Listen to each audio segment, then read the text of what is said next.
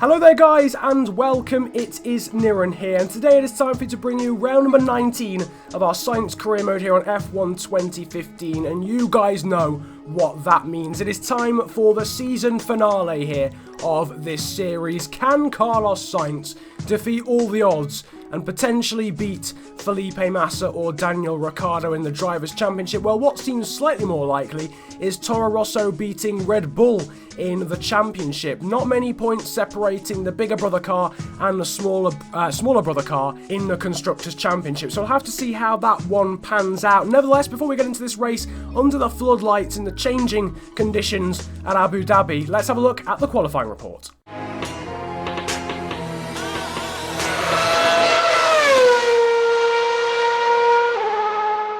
The first session of the day would be set under clear skies and headed by Daniel Ricciardo in the Red Bull. A huge moment for Sergio Perez saw him damage his floorboards and be eliminated, along with Fernando Alonso and Max Verstappen. Manor took a solid 16th and 17th. Sebastian Vettel led Q2 from title favourite Lewis Hamilton as the Ferraris continued to show solid pace going into 2016. Nico Hülkenberg snuck into the shootout at the expense of Daniel Kvyat and the McLaren of Jenson Button.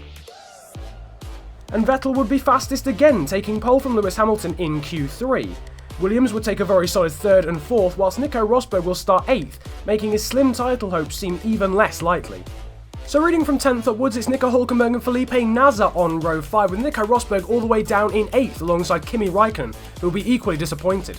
Carlos Sainz and Daniel Ricciardo are on row 3 with an all-Williams row 2, but it was Sebastian Vettel who would take pole for the final Grand Prix of the season here at Abu Dhabi in front of the title favourite Lewis Hamilton.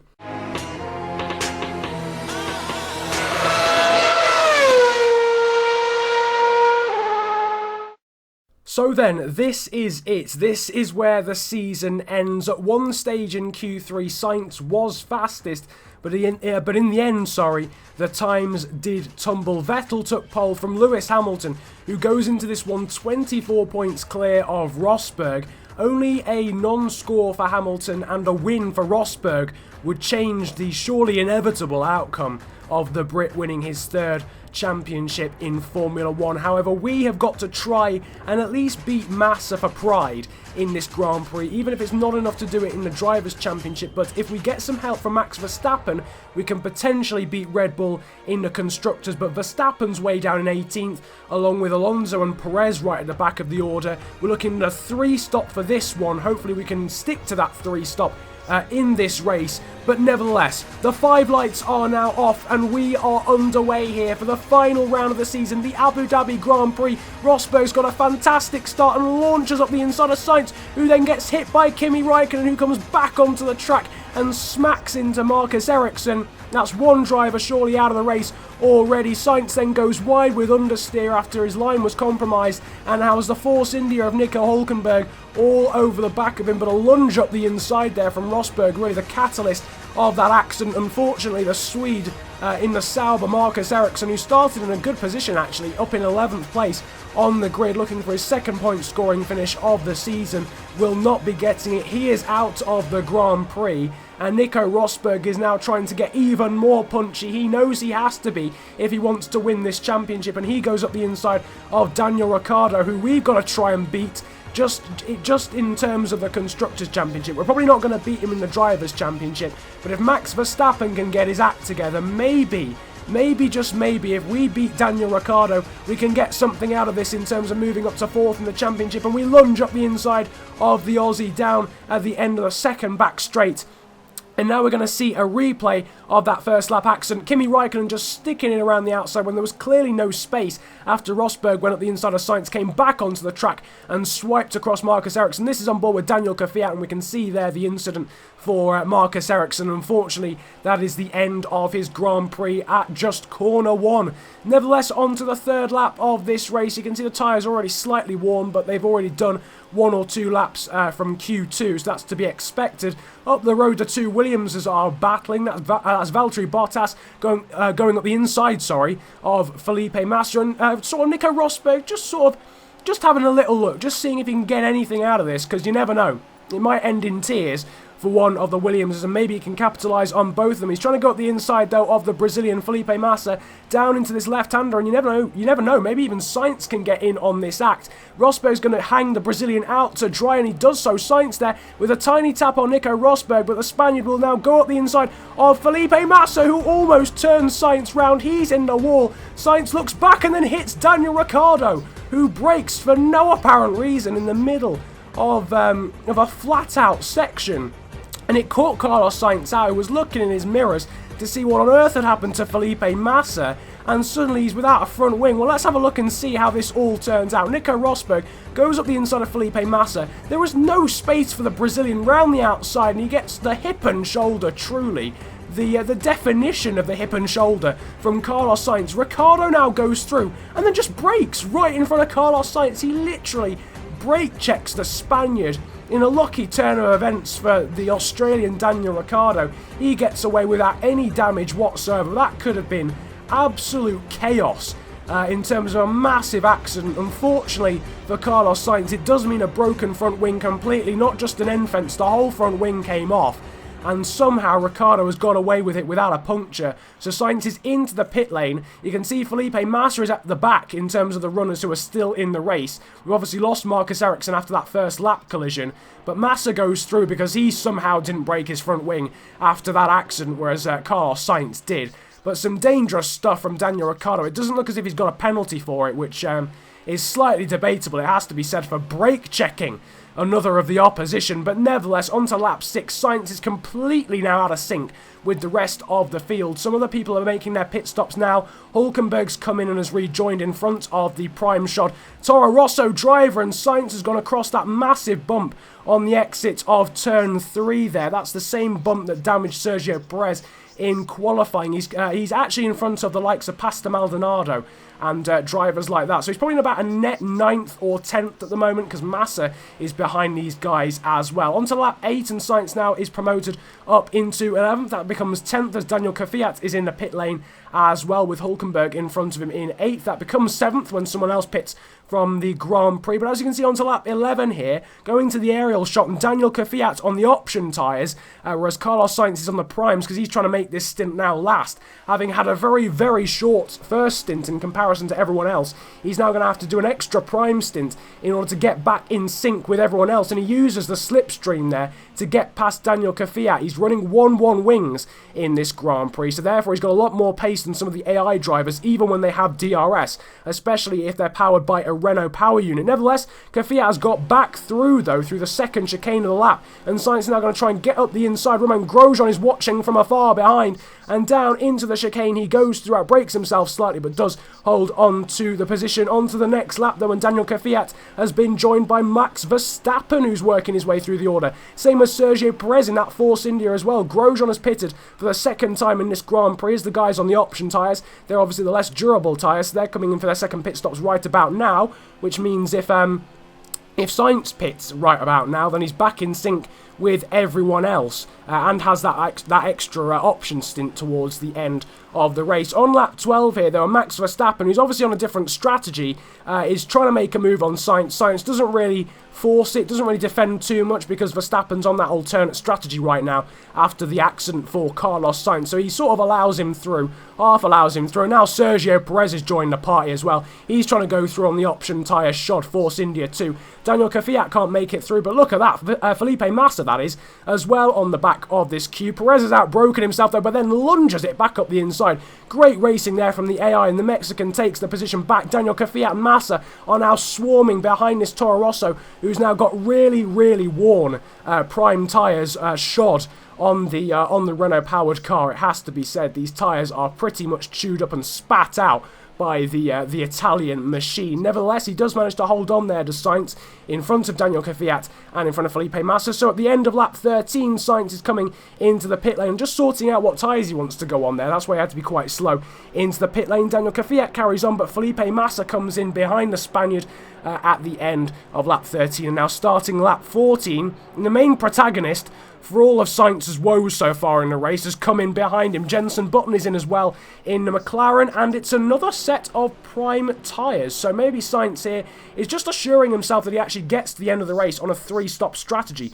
Obviously, an earlier pit stop means that those options didn't go the extra 3 laps they could have done, or potentially even 4. So he's been robbed of time there, really, and he's had to go on to these primes, whereas Felipe Massa has gone on to options. If Sainz can at least try and keep Massa behind him for the majority of Massa's stint anyway, then potentially he can win, he can beat him in the race when it comes to the end and when it comes to the checkered flag. Massa has gone through, though, through the first DRS activation zone, but through the second zone, Sainz is going back through with the assistance of the slipstream and the DRS and round the outside. That is a lovely move on Felipe Massa, and now the similarly named Felipe Nasr is in front of him in the Sauber, who by the looks of things is on extremely worn option tyres, and he goes up the inside through the quick right-hander to start the final sector of the lap, and through he goes. On to lap 16, Sainz is currently in 11th place, but there's some cars in the pit lane. From the name tags you could see under the earth there, you could see that was Sergio Perez and Max Verstappen, and Sergio Perez is literally coming out of the pit lane right behind Carlos Sainz, and Sainz does hold on here to 9th place. In front of him is Romain Grosjean, who needs to pit one more time than Sainz does. So at the moment, it looks as if the Spaniard is in potentially a net 8th place. We'll have to see what strategy Grosjean is going for. Up the road is also Nico Hülkenberg, who has been in front of Sainz all day long. So we'll have to see what strategy he is on. Nevertheless, Perez is obviously on new option tyres now. The same strategy that Massa pulled off, but obviously pitting 2 laps later due to Massa's inconveniences at the start of the race. So yet again, Sainz is on the slower tyre, and he's got to try and hold off the people behind him on the options. On to the next lap, and Hülkenberg and Grosjean come into the pit lane. Sainz on the primes has got Massa, Verstappen and Sergio Perez behind him on the options. However, when it comes to the end of the race, Sainz will be on options, whereas these guys are on prime. So he'll have the advantage in the last stint of the race, whereas these guys have the advantage in this stint of the race. On to lap 18, and Felipe Massa, not Sergio Perez. Felipe Massa has gone through with the DRS, but yet again, Sainz, with this 1-1 wing setup, is going to breeze up to the back end, even of the Williams, and dive back up the inside through the second DRS zone and take 7th place back. Daniel Ricciardo is up in front, but he's miles away, miles up the road. On to lap 20 as the sky is starting to get very dark. Felipe Massa's diving into the pit lane to put a set of primes on. On to the next lap, Sergio Perez does exactly the same thing. And now on to lap 22, Carlos Sainz is coming in for the options. But as you can see behind him, Max Verstappen has come in on the same lap, which means that Toro Rosso are going to have to stack, because Verstappen is literally right behind Carlos Sainz, and that pretty much put pays to Max Verstappen getting any points in this Grand Prix, and obviously with that puts pay to really us beating Red Bull in the championship, because we're not going to beat Sainz isn't going to beat Daniel Ricciardo in this race. Daniel Ricciardo is going to beat Carlos Sainz and Max Verstappen. He's miles up the road in 6th place. So Carlos Sainz is relying on Max Verstappen beating Kvyat and beating Kvyat heavily. And as you can see, even Sainz has come out behind the Russian, so there's no hope in hell Max Verstappen is going to be able to get past the Russian as well. So I think that's pretty much put pay to Toro Rosso beating Red Bull in the Constructors' Championship. But now it's just a matter of pride. Sainz is on the quicker tyre, so he breezes past Daniel Kvyat, who is, of course, on slightly old prime tyres, because he pitted before Carlos Sainz did, whereas Sainz is on absolutely brand new options. On to lap 23, now starting lap 24, and he's right at the backside of Sergio Perez. He's obviously trying to make history for himself. He hasn't scored any points so far this season, so he's down to 9th. He was in 8th, but he's down to 9th now, which obviously scores him 2 points. So potentially, he could get his first points of the season in the final race of the season. But as you can see, a purple lap time, the fastest lap of the race there for Carlos Sainz on these new option tyres. The car is obviously not that heavy anymore, and he's using the incredible pace that he now has to really gallop up to the back here of the Brazilian Felipe Massa in that Williams. On to the start of lap 26, and he is definitely within DRS range now. We're down to 18 runners. It's apparently Fernando Alonso who's retired from the race. That unreliable Honda engine still right to the very end causing havoc for the Spaniard. But nevertheless here, on to the third to last lap, of the race. And going down the first of the back straights, Carlos Sainz will get DRS on Felipe Massa, but it looks as if he's going to be too far away. He's having to fuel save ever so slightly because he's in negative fuel at the moment in terms of whether he can get to the end of the race. So he can't really slap it up into rich fuel mixture for a whole lap because obviously he might run out of fuel before the end. But he can put it into rich fuel mixture for this straight, where he'll now have the DRS, the slipstream, and full beans in terms of engine capacity to try and get past the 7th place man, Felipe Massa, and lunge up the inside, take revenge for the accident from earlier on, and he goes up the inside.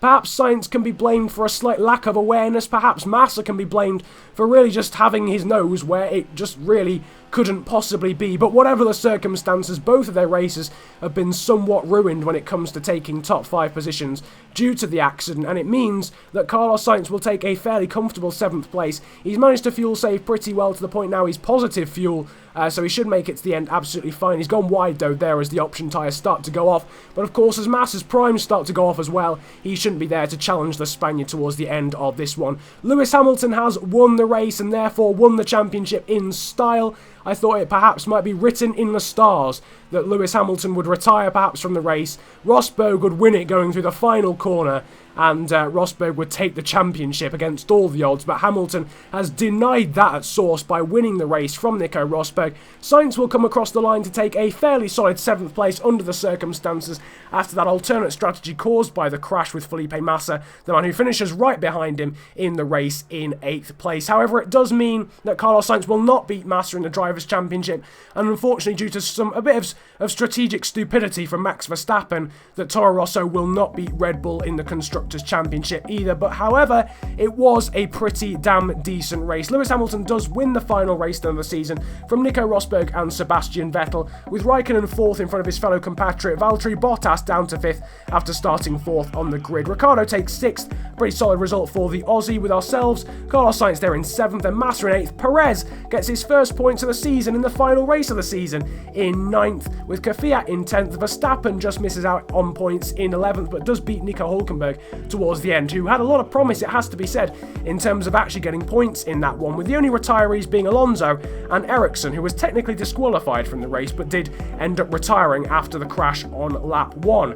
Nevertheless, here is how the championship has been affected by today's final race of the season. Lewis Hamilton is the champion in 2015, taking his 3rd championship title in Formula 1 by 31 points over teammate Nico Rosberg. It wasn't in too much doubt, in all honesty, going into this one, unless the absolutely impossible happened. Kimi Raikkonen took 3rd despite Sebastian Vettel's best efforts of grabbing pole in qualifying in that final race of the season. Bottas takes 5th from Ricciardo and Massa, with Sainz in 8th, only 7 points though behind Felipe Massa, so a very good season, a great debut season for Carlos Sainz. A good debut season as well for Verstappen, but finishes miles behind his teammate there in 9th, with Kvyat taking 10th, perhaps a little bit disappointed to be beaten by both the Toro Rossos. The only change in the bottom half of the table is that Perez rises above Pastor Maldonado with his 2 points here, and finally, having been cheated out of it at both Monaco and Japan, gets his first points of the season. It is only, however, enough for 17th in the championship. Good first season as well for Felipe Nasr, who takes 11th in the championship in front of Jenson Button, who will be desperately disappointed after the pretty poor McLaren he was dealt with this season. He does, however, beat his teammate Fernando Alonso, and directly behind the Brits were Romain Grosjean and Nico Hülkenberg. Nevertheless, though, that does round up a fairly hectic and action-packed series and season of Carlos Sainz Career Mode. There will be a montage to sum this season up. I realise some of you may be slightly disappointed there was no intro or cool edit at either the start or the end of this video, but I've sort of stopped doing that really with this series overall. But there will be hopefully quite a cool edited montage within the next 2 weeks of the season that will hopefully make up for that lack of editing. Nevertheless, some people have been asking whether there will be another F1 career mode on this channel. There will still be F1 content, there's still going to be sprint mode. There's another series in the pipeline with other YouTubers. We'll have to see how that one goes. If that doesn't come off, then I may may do a mini-series on F1 2016 in relation to career mode, perhaps with some mods on F1 on PC, now that I have that on that platform. So that's something to look forward to, hopefully, as well as some sprint mode as well. Thank you guys so much for your support on this series. It really has been, has been mega, it has to be said. It's been a shame that I've had to convert the videos onto a different channel from where they were at the start of the series, but that's just how the cookie crumbles. If you did enjoy this video and this series and this season as a whole, which has just been really action-packed, then feel free to hit the likes button, subscribe if you're new around here as well, and comment about enjoying the video if you enjoyed it that much. I want to know what your favourite part of the series was, your favourite moment of the season so far, and I'll probably ask that as well in the montage as well in the comment section. But for now, in this video, you can drop your favourite sort of moment of the season so far in the comment section. You can also do that for the montage that will be out in 2 weeks as well, to sort of summarise the season. Nevertheless, it has been a pleasure ranting at you guys for all 19 episodes of this series. Have a good day, enjoy yourselves, and goodbye.